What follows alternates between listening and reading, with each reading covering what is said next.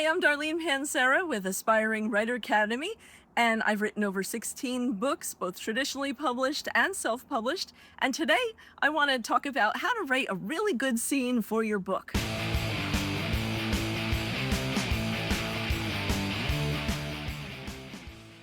First, let's take a look at the components of what makes a really great scene. First, your point of view character should enter the scene with a scene goal.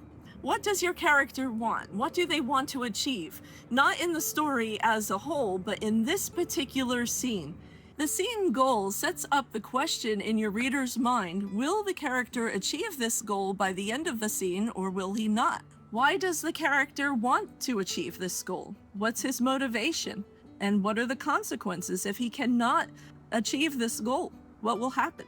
Now, before we continue, let's talk about what is a strong goal versus a weak goal. A strong goal is having your character take direct action. Like Sally was going to march up to the service counter determined to get a refund for the damaged product that was sent to her doorstep. And at the end of the scene, she will either get her refund or she will not. A weak goal would be Sally opens the door, receives a package that's damaged, and she goes to 3 friends to consider what to do. That doesn't move the story forward. Next, you're going to have 3 sources of conflict that are going to oppose the character's scene goal. The conflict can be a character dodging bullets, or it can be a soft-spoken argument with a best friend. It can be physical, mental, against nature, but all the conflicts have to oppose that character's scene goal. How will the scene-ending disaster complicate your character's life going forward, and how will it affect the overall story goal? Make a list of 10 scene-ending disasters and write the consequences for each one. What has the potential to be the most captivating for your reader? So now, how does the scene end? At the beginning of the scene, the character has a goal which set up the scene question for the reader. Will the character achieve their goal, or will they not? Then they face the 3 sources of conflict opposing their goal. Now the scene disaster at the end answers the scene question. Will the character get their goal? Now there's 3 possible answers to create a page-turning hook. First, yes, the character gets their goal, but there's consequences attached which are going to complicate things or set the character further behind. Or no, they did not get their goal, they're blocked, they have to choose another goal or find another way to achieve their goal. Or, no, and furthermore. So they did not achieve their scene goal, and furthermore, because they tried, now they're in worse trouble than they were before, and this is going to complicate things even further. Make sure your scene-ending disasters raise questions in the reader's mind. What will happen next? Think about it as little mini cliffhangers, a hook to captivate the reader into turning the next page. So now I'm going to read some examples to help you lock in these scene-ending disasters a little bit better. Okay, so example number 1. Yes, she did manage to get the boys' attention, but not in the way she had hoped. Now she is the laughingstock of the entire school.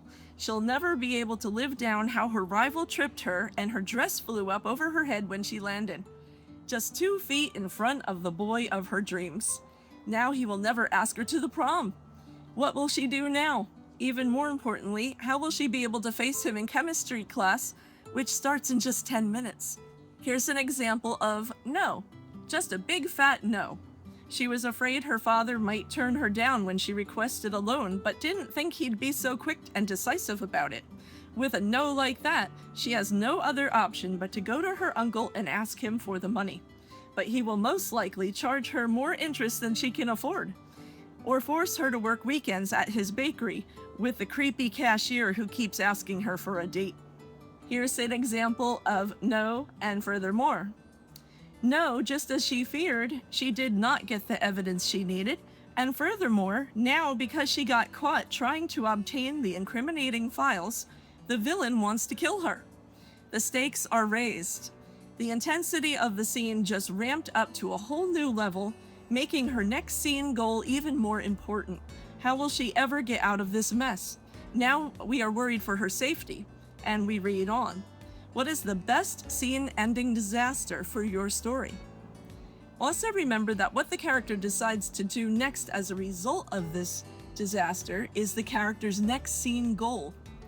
Now, after you've written your scene, you don't want to go straight into the next scene without a little bit of downtime, a little pause. Sometimes it's as brief as just a few sentences or a few words. Sometimes it's a full page or two of character reflection called a sequel, where the character thinks about what just happened in the last scene and they have to process what they're going to do next and make a decision.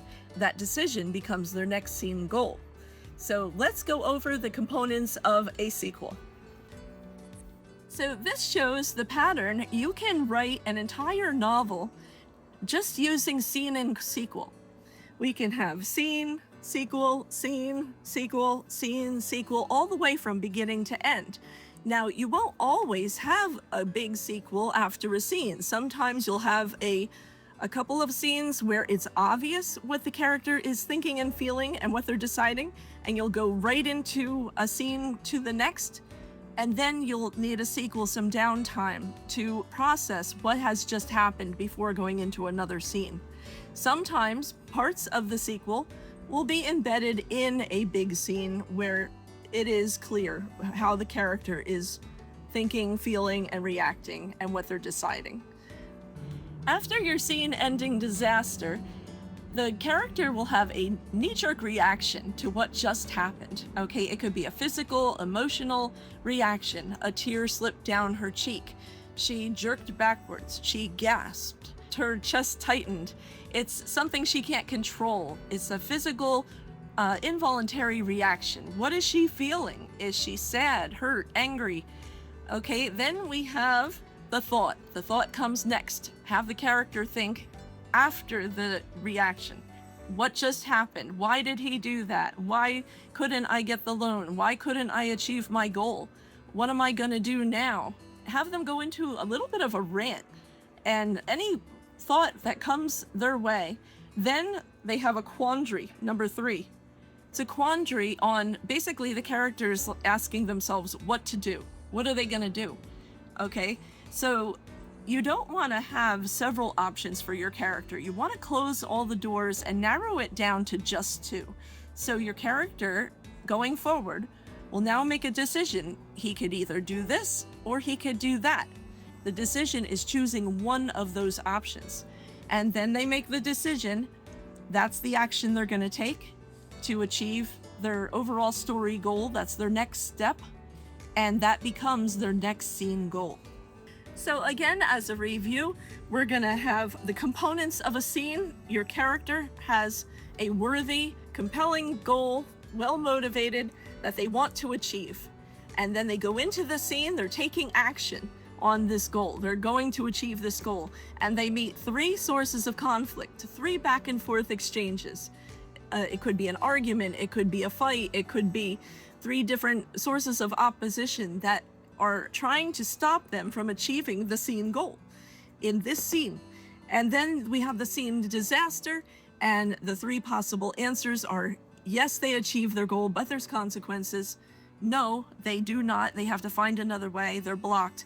Or no, they did not achieve the scene goal, and furthermore, because they tried, now things are even worse. Then the character, we go into sequel. Take a little pause for the reader, and we show the character's emotion, okay? Their heart is pounding after what just happened. A tear slips down their cheek.